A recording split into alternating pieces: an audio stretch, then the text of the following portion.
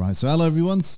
Today I'm going to be trying something a little bit different. It's me, Andy Godoy. Today I'm going to be playing one of my favorite games ever, and that is Bruce Lee, which came out in 1984. It was originally by Ocean, and yeah, I was a huge fan of Bruce Lee as a kid. So I was born in 77, so I must have been, what, about, my maths is terrible, probably like about 8 or 9, something like that, or maybe even younger. And anyway, so Bruce Lee then.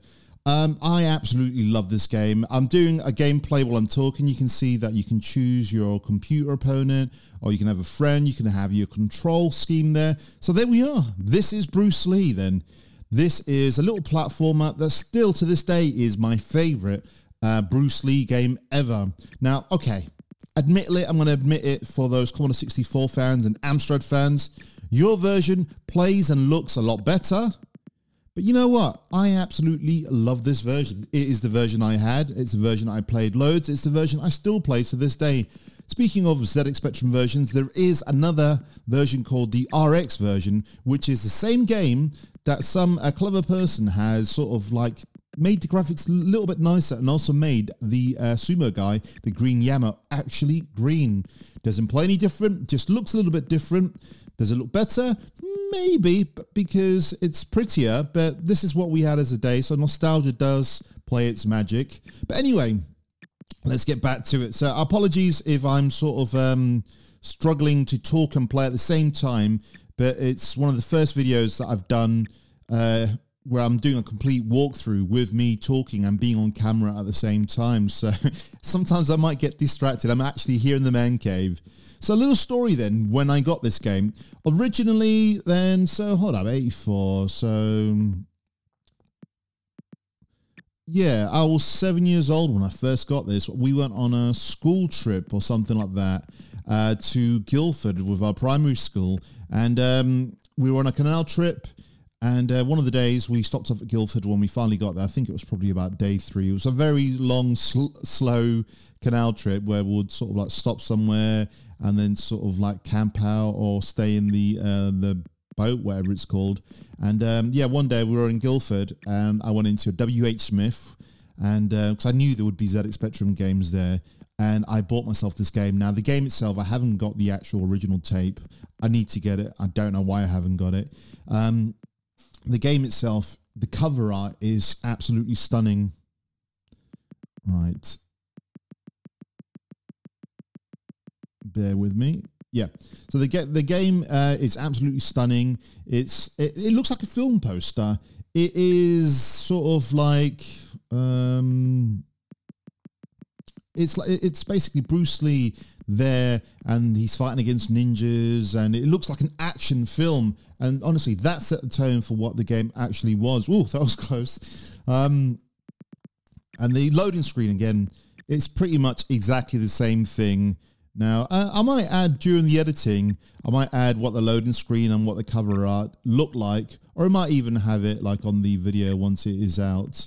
But it's just classic. So I bought the game in Guildford, and then it just set the, you know, it made me want to get it because I'd be reading the instructions, I'd be looking at the sort of like cover art. Finally played the game, absolutely loved it. Admittedly, I had played it on my cousin's C64, my other cousin's Amstrad. Then, you know, eventually I got those versions, and I played him on a C64 and Amstrad. But still to this day, this Spectrum is my favorite computer ever, really. I just love its charms. I love its lack of colors. I love the colors it uses when it does use them. And again, let's look at this really graphically. The graphics are really nice in this. I don't know what that is. Is it a waterfall? Is it magic stairs? Is it a magic whirlpool or something? I don't know. All I knew that little thing on the floor there looked like a laser. So it was like a laser floor.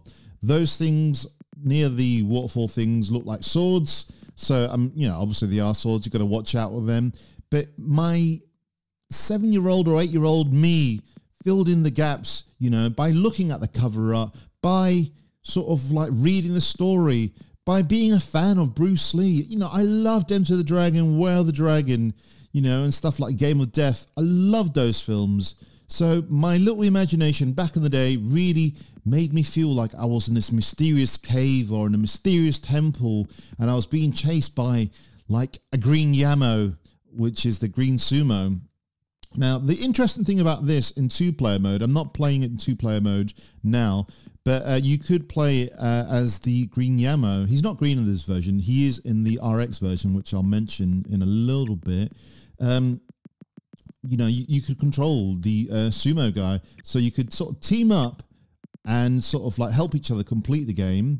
Or you could be like what we used to do, me and my friends. Sometimes just surprise attack each other when we least expected it, which would cause us to die. I mean, this game really isn't that hard to finish. I'm pretty much near the end right now, actually. I've got to go through this little bit down here. And there's a few more bits I've got to do, like the laser floor section, and then you get to see the wizard. But this bit here was epic. I was like, oh my God, I'm approaching the castle, the drawbridge section. And it was just like damn crazy. Now, I mentioned the RX version. Some clever person out there has made like a prettier looking version of this actual game. The game itself hasn't changed. It's still the exact same game, but it's been given a lick of paint where it does look a little bit nicer. And do I prefer that version or this version? I prefer this version because of nostalgia. But I mean, the other version is really damn good, and I tend to play that version quite a lot. So, you know, shout out to the guy that sort of like made that, or gal, whoever it was that made that version.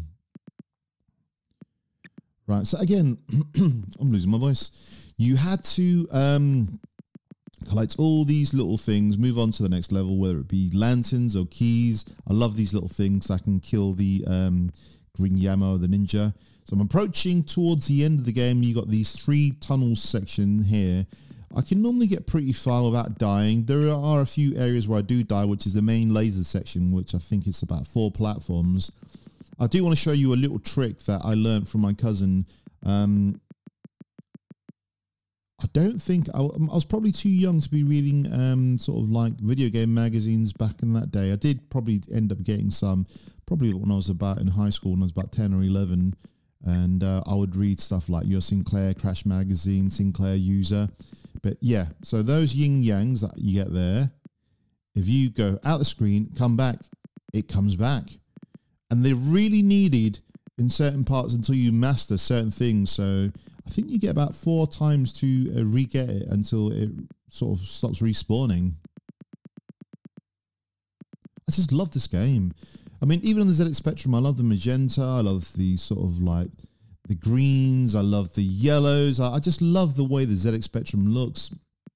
And this game, honestly, still is my favorite Bruce Lee game. I've played a few different Bruce Lee games, whether it be on the Super Nintendo, whether it be on sort of like other sort of machines and stuff like that. And this for me is a game that I go back to because I think it takes about 20 minutes to complete, maybe a little bit more, but it's a game that I know I can complete, and it's just so much fun. Oh gosh, I'm busy talking. That fell down. It's one of those games that, again, it's not difficult to control. You know, it's sort of like a joystick, or the way I'm doing it here now, it's a keyboard, and you can sort of like even probably drink a cup of tea because you could just push right for most of it really, and then just have a quick sip of a drink or something.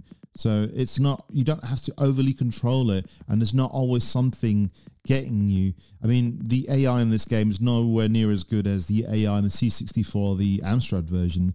You know, in this one, they're a little stupid, the characters. Oh, crap. I don't know if I can get back to that, so I have to kill myself. I was too busy talking then. If you guys want me to do more sort of like walkthroughs or attempted walkthroughs, I will do them. It's just hard finding the time because certain games, well, the main reason is I'm actually rubbish at games. There's not many ZX Spectrum games I've finished. There's probably this one and the other game that I'll be doing at some point, which is Dizzy 3.5, which was a free cover tape, which I have got. Ah, dead. This is where it gets a bit dead again. Right, it's a little bit trickier. It's probably been a good few months while I've done this. I went through a phase where I was playing this every month, but life has been a little bit busy. It's been a bit chaotic. I think I've done it. Ah! Oh dear. Right, so yeah, that was a bit, apologies about the sound spike probably there, me sounding like a sort of like crazy man. But again, the reason why I'm doing these, this will be coming out first on Patreon, guys, and then it will come out eventually for like my normal YouTube sort of like people. I'll quickly mention there's 3 tiers on Patreon. You've got like the one that I think it's £3, there's another one that's £5, and then there's one that's got I think £8. The one that's got £8, you get a lot more. They get to the Choppa podcast a week early, just like you all with these videos. These videos you get like a week early, but all the other stuff is pretty much exclusive to the Patreon. This bit's a bit tricky as well.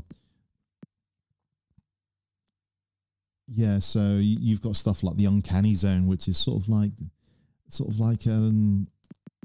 oh god, that Jonathan Frakes TV show where he used to talk about a mystery, and then he used to be like, what is this, why did this happen, who, sort of thing. So I've tried to go for that sort of style vibe. It's just audio, and there's a video. There's nothing of me being filmed yet, of me standing there with my hand on my shoulder stroking my beard,